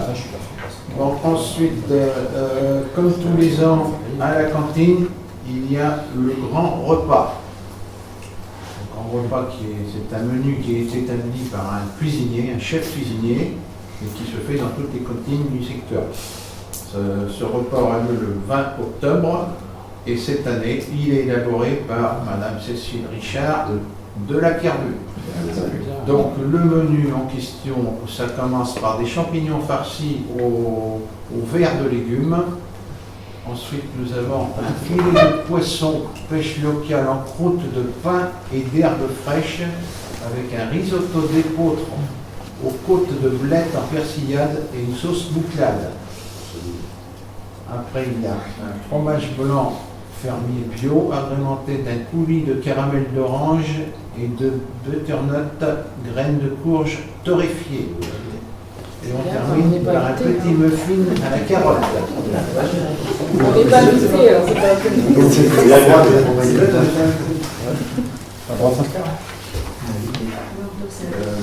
Non. Pour l'instant, on n'est pas invité, mais après, c'est à nous de nous inviter. Oui. L'an dernier, le repas avait été établi, menu par Là, j'arrive. Et ça, on n'avait pas fait, ça n'avait pas été fait. Non, ici. ça n'avait pas été fait. Donc, cette année, chef de Saint-Augustin qui prépare le menu. Donc, ça se fera. Doit le faire. Il prépare la cantine. C'est préparé la cuisine. Voilà. Ensuite, le contrat local de santé. Donc ça, c'est la CDA. On va prendre mon papier. Voilà. Donc l'agglomération de La Rochelle s'est engagée dans l'élaboration d'un contrat local de santé afin de définir les priorités d'action pour améliorer la santé de la population. L'Observatoire régional de la santé, l'ORS, réalise 2 diagnostics, l'un sur la santé en général et l'autre sur la santé environnementale. Sur la base d'un premier recensement des données disponibles auprès des services de l'agglomération de la ville de La Rochelle, ce second diagnostic est en cours d'élaboration depuis le mois de juin 2022. Donc, s'appuyant sur une démarche participative, des ateliers d'entretien collectif sont programmés pour recueillir le ressenti des élus, des experts, des associations et des habitants sur la qualité de notre environnement. Ces entretiens thématiques animés par l'ORS s'appuieront sur un échange d'environ 2 heures maximum autour des sujets suivants: l'air extérieur, l'air intérieur, la protection de la ressource en eau, le logement, les activités industrielles, la biodiversité, l'activité agricole, les activités agricoles et l'impact du changement climatique. Alors, il y a une première rencontre qui va avoir lieu le 12 octobre à 14h à Vaucanson. Donc pour l'instant, c'est avec les élus. Oui, le contrat local de santé va se faire. Actuellement, il y avait un contrat local de santé qui existait uniquement sur La Rochelle. Il va être étendu à l'ensemble de la CDA. Voilà. Donc surtout, suite au cancer pédiatrique que l'on a sur Saint-Augustin, l'évolution du captage de clavette, les herbicides sur Mont-Roi, il y a un gros sujet d'inquiétude et qu'il faut suivre. Donc c'est pour ça que va être mis en place ce contrat local de santé. Voilà pour ça. Ensuite, il existe un plan national qui s'appelle l'heure civique, qui propose à des particuliers de donner 1 heure par mois pour aider une personne sur la commune. Saint-Rogatien s'est inscrit dans ce projet. On va commencer, on fera une conférence de presse le 4 novembre à 18h au CMR. Et là, ça va être mis en ligne, il y aura un flyer qui va nous être délivré d'ici peu, on a des modèles, mais pour l'instant, il n'est pas complètement finalisé, mais il y aura des flyers qui seront faits. Vous pouvez dès aujourd'hui vous inscrire sur la plateforme, tapez l'heure civique, et il y a une page qui s'ouvre, vous inscrivez en ligne directement. Selon, il y a plusieurs choix selon ce que vous voulez faire. Si c'est de l'aide à la personne, ou seulement accompagner une personne, ou aller faire des courses, ou faire des choses comme ça. Tout ça, c'est du bénévolat, bien sûr.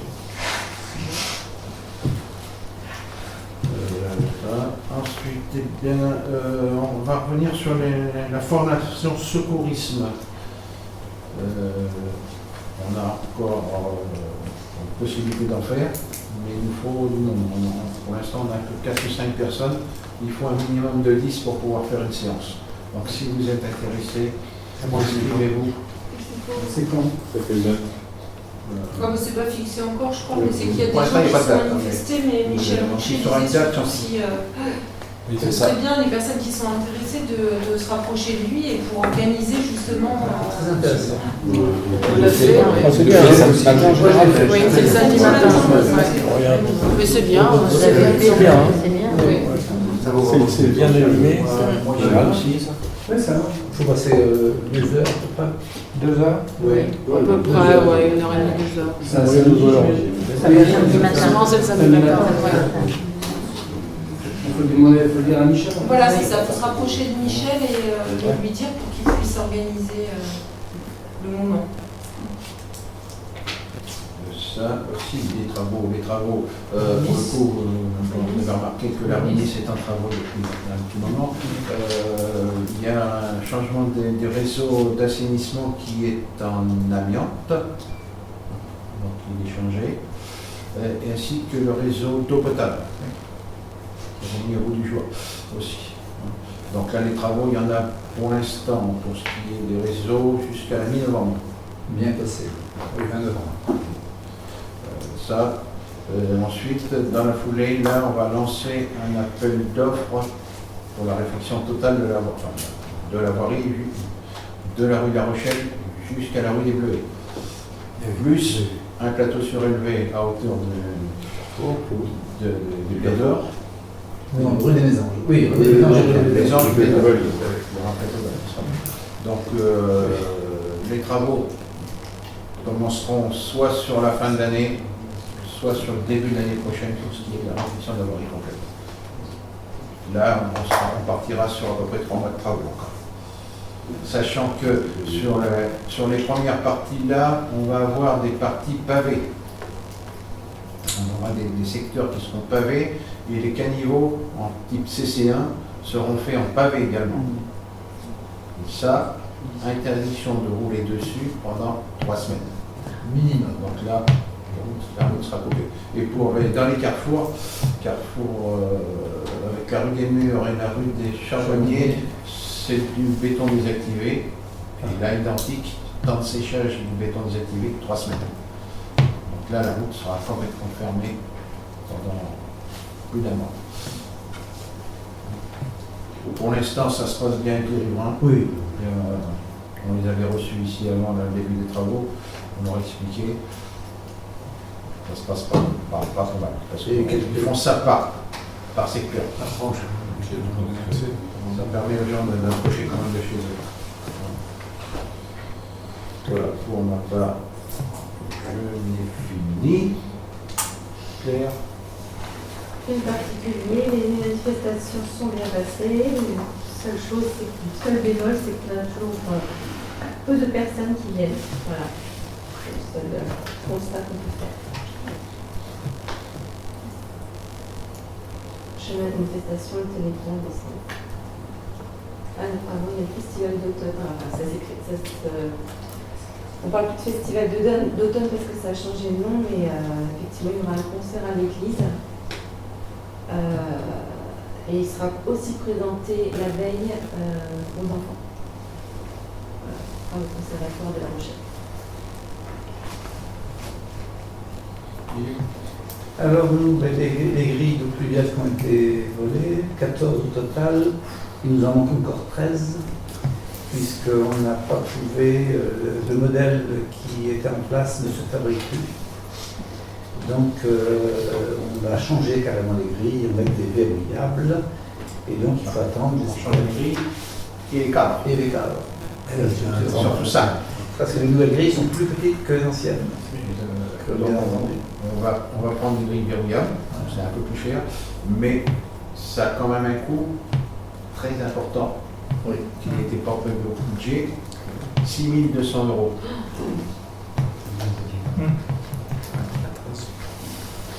Ça tombe quand même. Ça fait cher de On a fait tout, on est allé partout pour trouver Dans les communes voisines. Pérégrine, et dans le même cas, ils sont évolués éventuellement une quinzaine aussi. Il y a une soirée dans les communes Les affaires ailleurs, quand on est obligé de changer les cadres, Tu dois faire les tours des ferrailleurs dans toute la France. De toute façon, ils ont des ferrailleurs. Oui, bien sûr. Moi, il y en a, Périgny aussi a été touché. Une quinzaine. Ah oui, il y a la plaque il y a une chambre de tirage là. Oui. Sur la route, là. Donc c'est à fond, ça se revend bien. Normalement, c'est interdit d'acheter ça, mais les ferrailleurs ne sont pas tous honnêtes. Donc ça fait cher de grille quand même. Oui, Très espérant que ça ne continue pas. Voilà. Ensuite, les travaux à l'école, on avait voté, on avait demandé une subvention qui a été accordée par le conseil départemental pour l'école. On va, aux vacances de la Toussaint, désimperméabiliser la cour. Donc on va enlever du goudron, se mettre de la pelouse et on plantera 3 ou 4 arbres aux vacances de Noël. Donc là, la cour, on va mettre des barrières, c'est essayer de un petit peu de clarté dans la cour, mais ça devrait bien se passer quand même. Ensuite, la porte d'entrée de la mairie, c'est une mais qui vient nous lâcher. Donc là, c'est pareil, on n'a pas trop le choix, il faut la changer et rapidement. 3 devis ont été faits. Il y a ID Menuiserie qui nous a fait un devis à 7 552 €. Il y a SPM Habitat, c'est M. Martin, qui nous a fait un devis à 7 916 €. Et on a un devis de Jean-Yves Petit à 6 168 €. Donc on a retenu le devis de M.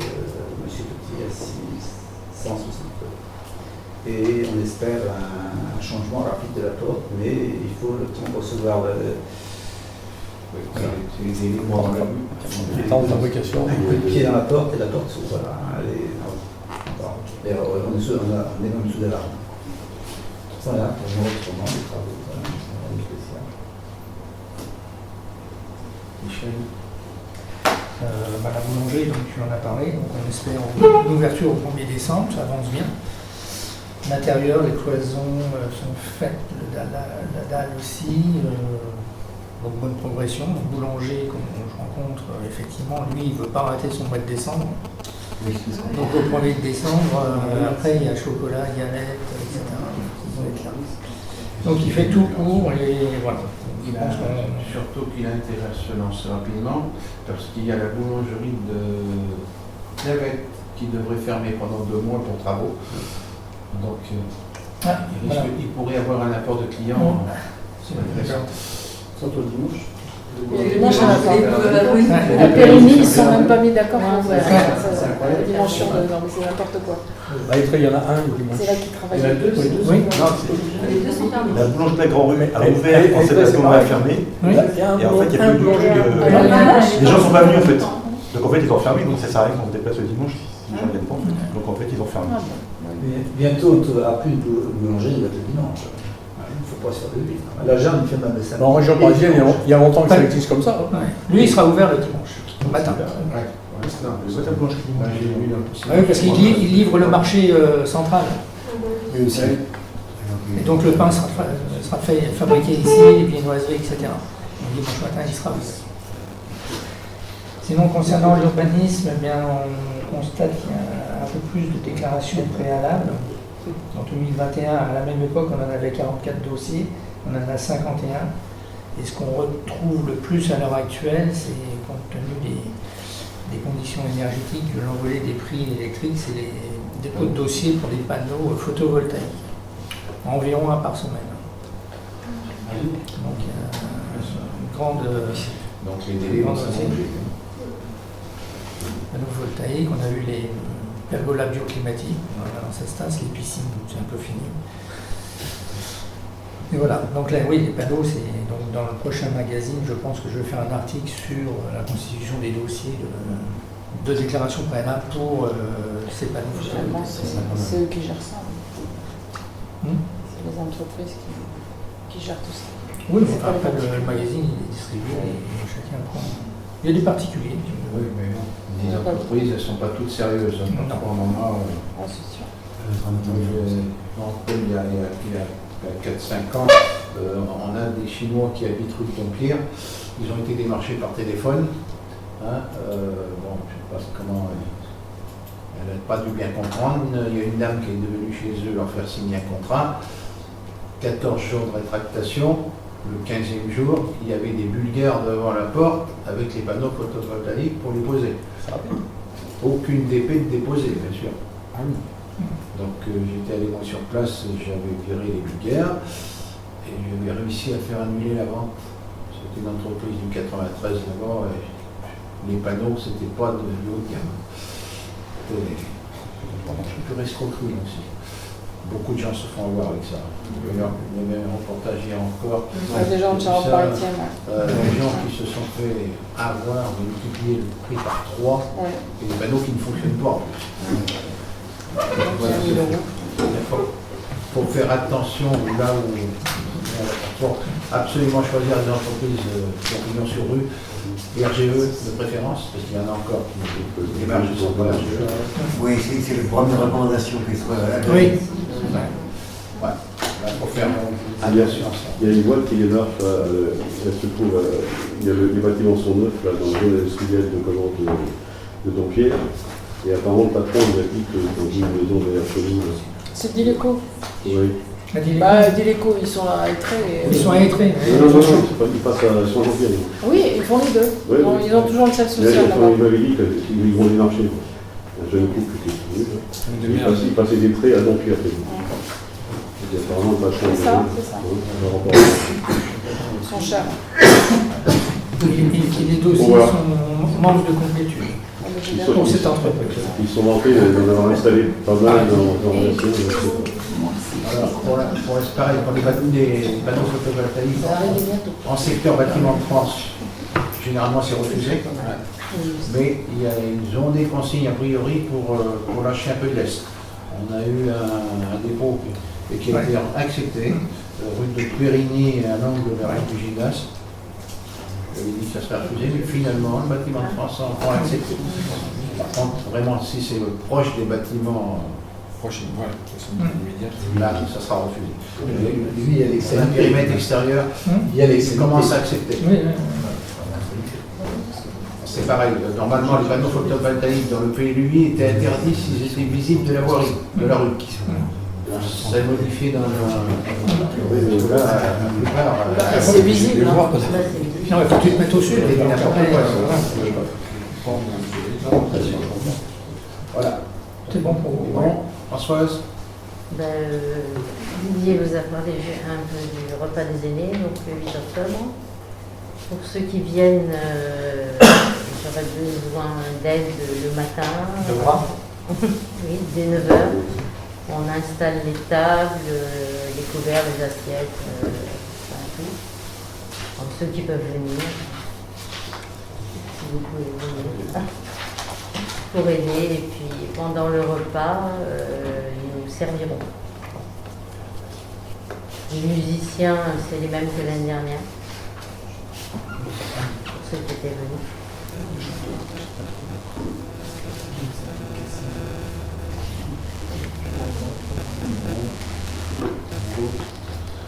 Bon, cette fois-ci, on va passer aux questions diverses si vous avez des questions. Au niveau du CCAS, il manque, au niveau du conseil d'administration, il y a 2 membres manquants. Est-ce qu'ils ont été désignés ou pas encore? Pour l'instant, non. Une personne avait été désignée, je ne la veux pas. Et elles seront désignées quand? Est-ce qu'au prochain conseil d'administration, Quand on trouvera, si vous connaissez des avoir, volontaires, ramenez les volontaires, pour l'instant, ça ne se bouscule pas. Ça se bouscule pas. C'est la problématique. Pas de volontaires. Après, c'est le bouche à oreille pour connaître la bonne personne. Après, est-ce qu'on peut faire une diffusion là-dessus? Et pourquoi il y a une personne qui a été refusée? Parce que la personne en question dénigre la mairie en permanence. Il n'est pas question de rentrer au CCAS. On ne veut pas. Quelqu'un qui dénigre, il n'a pas à venir.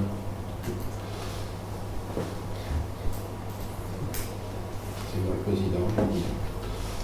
Ah oui, non, mais je dis rien, je voulais juste savoir pourquoi finalement vous aviez refusé effectivement cette personne-là. On ne peut pas dénigrer et venir participer. C'est ça. C'était juste par rapport au CMR en fait. Là, ce week-end j'ai passé un petit peu de temps et en fait je crois que j'avais déjà abordé le sujet de mettre une poubelle supplémentaire, une poubelle jaune, puisqu'elle est de couleur jaune, pour qu'en fait on puisse facilement inciter les gens à faire du tri. Parce qu'en fait il y a une poubelle ronde noire qui est souvent mise à disposition. Et en fait, ça serait bien d'avoir une poubelle jaune parce qu'on pourrait faire du vrai tri sélectif et. Les poubelles, c'est un autre qui les décidons. Non, mais non, c'est à l'intérieur. C'est à l'intérieur. Il y a déjà une poubelle noire. Oui. À l'intérieur, voilà. Mais pour les cartons et autres, il a raison. Oui, de mettre une jaune. Ça serait bien qu'on ait une autre poubelle à côté, qu'il y ait 2 poubelles à côté, un pour les cartons et pour tous les emballages. Une poubelle supplémentaire. Alors, si elle peut être de couleur jaune, oui. Parce qu'en fait, aujourd'hui, c'est difficile d'avoir des sacs jaunes. Enfin, on les a plus. On n'a plus le sac jaune. Mais c'est pas grave, mais c'est recadrer la poubelle, tu peux l'emmener. Mais c'est plus facile, ça les jaunes en plus, ça serait. Enfin, si on trouve les jaunes, c'est encore mieux. Plus c'est un indicateur de couleur. De toute façon, les sacs jaunes, mieux. Oui, c'est là. Il en faudrait une deuxième. Pour le tri, il faut que ça soit en vrac. Pour le tri, ça serait plus facile. Ça t'évite de courir les fouilles. Ils n'ont pas le temps d'ouvrir les sacs. C'est les gens qui mettent des sacs jaunes sur la galette de tri. Si c'est pas fait, il faudra nous redemander, mais j'ai le noté pour cette chose. Oui, c'est ça tout à fait. C'est faisable. Alors, essaye de trouver une poubelle jaune et faire plier ma roue. Sinon, tu prends un Je sais pas, peut-être qu'aujourd'hui, un producteur propose des couleurs. Une autre couleur, quoi, quelque chose de différent. Ah, c'est le budget des litres. Non, mais ça coûtera moins cher que les plaques. Ah oui, non, le chef de la prise des belles. Super roulé. Du jaune. Du jaune, du jaune, non, enfin bon, je sais pas. Les enfants. Poubelle noire avec un pot de peinture. Ouais. Tu vas pas grave. Pas d'autres questions? France Lo, France Lo, C'est fini. ça vient régulièrement, pas de nouvelles. Le permis n'est toujours pas déposé. Donc, c'est plus France Lo. Hein. Non, mais Ils ont vendu. Le terrain a bien été acheté par Atlantique Aménagement. Ouais. Mais non, le permis n'est pas déposé. Le permis n'est pas encore déposé. Toujours à l'étude. Si une chose oubliée, je vais signer chez le notaire C'est ce que je voulais dire. pour les gourdines incessamment sous peu. Le 5 octobre. La semaine prochaine. Le 5 octobre. 5 octobre. Oui, le 7. Le 7. Non. Le 5. C'est mercredi prochain. 5. Le 5 octobre, je vais signer pour la rétrocession du Bourdi. Actuellement, pour le coup, France Lo n'a toujours pas transmis tous les documents pour la reprise effective des oiseaux et des pâtes. Alors les oiseaux, le lampadaire est toujours par terre. Le campénard, toujours par Je sais terre. pas, oui, c'est. Couché Et pour là, la troisième on n'aurait fois. jamais dû le mettre celui-là. À peine remis en place, il a été couché. Il y a le devis qui a été fait par Citeos, c'est M. Ménard qui est le président de l'association qui a fait le devis, sauf que les assurances ne sont pas d'accord entre elles, et je crois que c'est parce qu'il y a un tiers, ils ont reçu qui sait qu'il a été tombé. La Massif refuse de payer, c'est un peu compliqué, chez M. Ménard, ils ne sont pas traîner comme ça, et on voudrait ne plus remettre ce lampadaire par terre, mais On se pose la question de remettre un lampadaire, parce que trois fois qu'il. Non, et puis il y en a un en face pratiquement, enfin il y en a pas un. Est-ce que ça gêne? Au niveau de l'éclairage, je pense qu'il sera. La zone sera couverte. Et donc M. Ménard est désolé, mais il dit que ça va pas vite. Et pour le notaire avec François, c'est très compliqué, parce qu'il pense même que les documents n'ont pas tous été remis quand l'association a repris le lotissement. Si ça se trouve, fera traiter directement avec François. Ouais, il m'a promis de me mettre en copie de tous les éléments qui viendront de chez le notaire, donc je transmettrai ça à Didier. On se trouve toujours au top. Et là, on a des habitants qui viennent et disent nous, on n'a pas d'éclairage, on peut d'éclairage comme tout le monde. Ah oui, mais non. Par contre, on ne peut pas. Donc c'est pas la procédure de l'école. François, plus envie de les voir sur la une catastrophe. Et le lotissement tardé, ça. Tardé, on a vu, parce que le permis avait été refusé. Bon, Sexo Habitat qui dépose ça avait voulu passer en force en déposant un permis le 30 décembre, le 15 décembre 2021 pour éviter la RT 2020. Ils ont été retoqués parce qu'ils n'avaient pas été consultés le service de la CDA. Donc il y a plein de choses qui ne viennent pas. Donc là, ils nous ont présenté un nouveau projet. On se revoit le 7, c'est le 7 qu'on se revoit. Et pour un dépôt de permis assez rapide. Alors, au prochain conseil, on devra passer une convention, puisque nous allons reprendrons les voiries. Il avait été évoqué à une époque que le lotissement resterait privé. Oui. Sauf que, lotissement privé, pas de ramassage des déchets. À l'entrée, c'est oui. Le camion ne rentre pas là. Oui, donc à l'entrée. Facteur pareil. Donc, retour marche arrière, la commune reprend les voiries et espaces verts. Donc il faut qu'on signe une convention avant le dépôt du permis de construire. Donc ils sont très pressés de déposer, mais nous, le prochain conseil, pour le coup, on peut peut-être établir la date tout de suite, à moins qu'on passe en urgence, mais il faut qu'on établisse, c'est à nous d'établir la convention. Donc on commence juste à rédiger ça. Il ne faut pas se tromper. Parfois, n'importe quoi. Sur octobre. Les vacances, c'est le Les vacances scolaires, c'est quoi? Le 22. Le 22. 21, oui, enfin je dis 22, c'est le jour. C'est le jour officiel. Ouais, il faut jusqu'à la première semaine de novembre. Je pense que la chose à passer au 20. Non. À ce moment-là, on ferait un conseil le 20. Non, le 19. Le 19, pardon. Le 19 octobre. Ah non. 19. Juste avant les vacances. Voilà. Donc déjà, comme sujet, nous aurons à passer. Ça. Donc oui, parce que ils sont pressés sexualité, c'est surtout que les trois frères tardés ils sont âgés. Ouais, on va mettre la santé avec le banc.